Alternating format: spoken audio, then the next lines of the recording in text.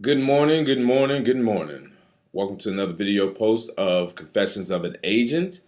Today we are continuing our 8-part series of things to think about as a business owner.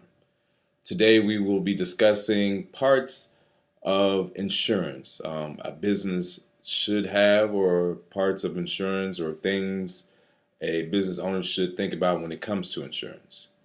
I'll jump right into it. I know it's Friday. I know a lot of people got things to do, but they do want some good information that I can particularly share.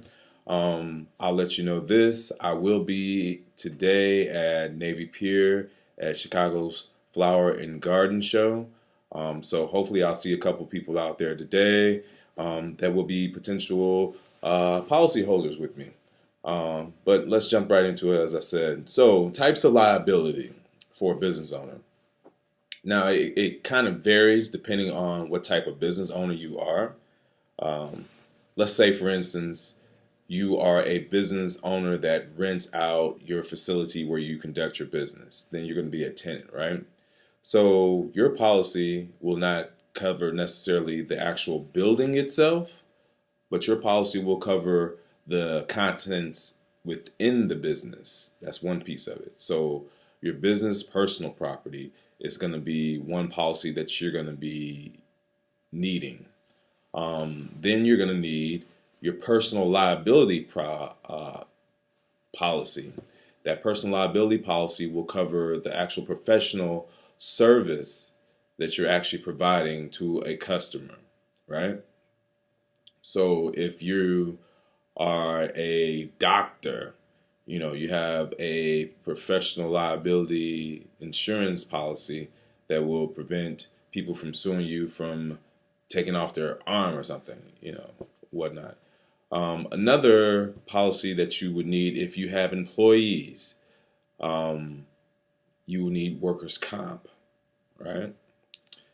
So those are three components. So if you're a tenant or owner of the building, it kind of varies. So we just described as a tenant. So if you're an owner, your policies should include not only the building itself, but depending on what you're doing inside the building, are you leasing the building out to someone? Are you using the building for a specific business that you're doing, or are you doing a combination of things? You're running your business out of the building, and you're also leasing space out of the building. Those can be some different policy types. But I generally tell people there's three types of insurance to kind of look for, and each company is going to actually have different terms, different codes for underwriting and how they determine it.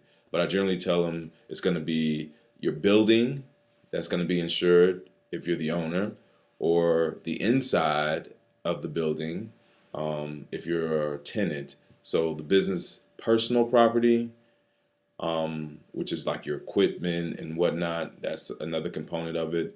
And then your professional services that you're actually providing for the community. That is another type of service that people will generally have. And if you have employees, which is your workers' comp. So let me go back to where I say professional services. I deal with a lot of contractors. People say, I just need general liability. That's all I need. I don't want anything else. Okay, not a problem. But your general liability policy should also include where you do business, right? That's one. So if you do business if your business is located or facilitated out of a building, a garage area where you keep your equipment, that building itself, depending on if you own it, may or may not need to be covered with your policy. Your actual equipment itself may need to be covered. Your professional service that you provide may or may not need to be covered. Your employees, depending on if you are an independent contractor or you have employees, may need to be covered. So those are things to kind of think about when you're saying, hey, what kind of business insurance do I need? What kind of business are you? You know, where are you located? Are you a home-based business? Are Are you renting from someone? Are you leasing from someone? Do you own a building?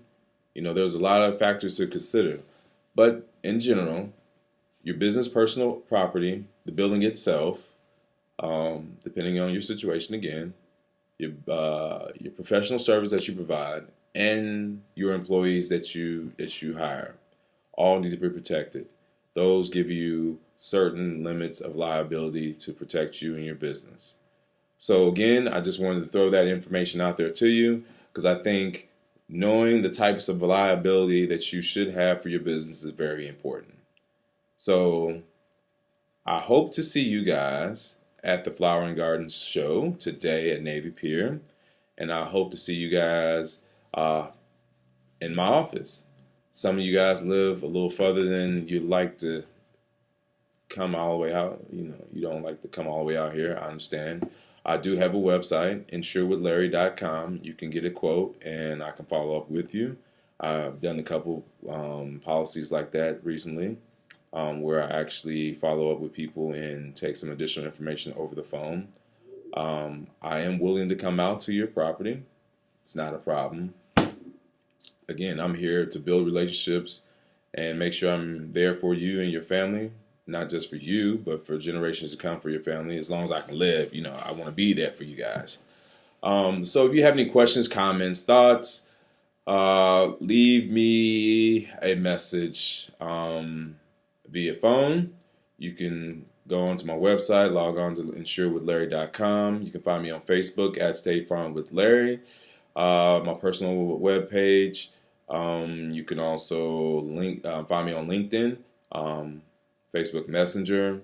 However you want to leave me a message and comment, or if you just in general have general questions, don't be afraid to. Monday, we would talk about strategically managing your time. Again, strategically managing your time. How, as a business owner, are you doing that? I'm looking for some ideas, and we're going to be kicking off our financial freedom workshop, or campaign, I should say. And we're going to be doing that for the Money Smart Week, which started the other day. So again, any questions or comments? Let me know. Till next time, Confessions with an Agent. Stay focused.